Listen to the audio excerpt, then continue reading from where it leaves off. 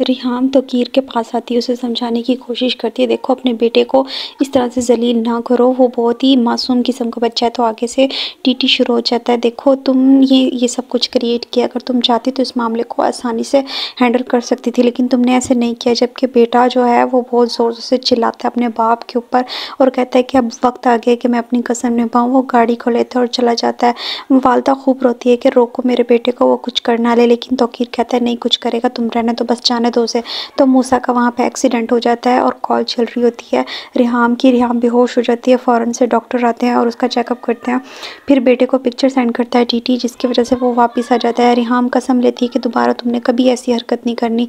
जबकि टीटी मासूमा के पास मिलने के लिए आता है तो मासूमा कहती है तुम यहाँ पे क्या करने के लिए आए हो सर जी, आपको यहाँ पे नहीं आना चाहिए था, और मेरी बात सुने, अब मुझे आपसे डाइवोर्स चाहिए। रिहाम मूसा को समझाती है बेटा तुम अपनी मोमल को परेशान नहीं करो, मेरी तबीयत की वजह से वो बहुत अपसेट है, इस तरह से तो बहुत दूरियां आ जाएंगी। जबकि वालदा बहुत समझाती है मासूमा को अपने घर को इस तरह से बर्बाद ना करो, तो मासूमा कहती है कि माँ जितना जलील होना था हम हो गए। जबकि टीटी साहब वो इंक्वायरी करते हैं कि मेरी बातें कौन पहुँचाता है, तो मार्था को बुलाते हैं और उसका फ़ोन चेक करते हैं जिस पर कॉल्स होती हैं सारी।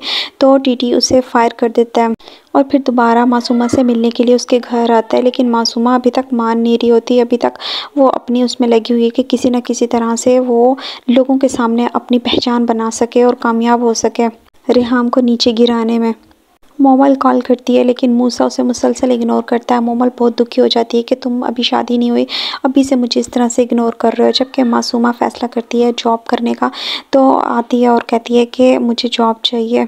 जबकि मूसा और उसकी वालदा प्लान बनाते हैं कि किसी तरह से तुम्हारी मोमल की फैमिली को बुला लिया जाए, तो इस तरह से ये होगा कि तोकीर है जो वो मासूमा के पास जाने से रुक जाए।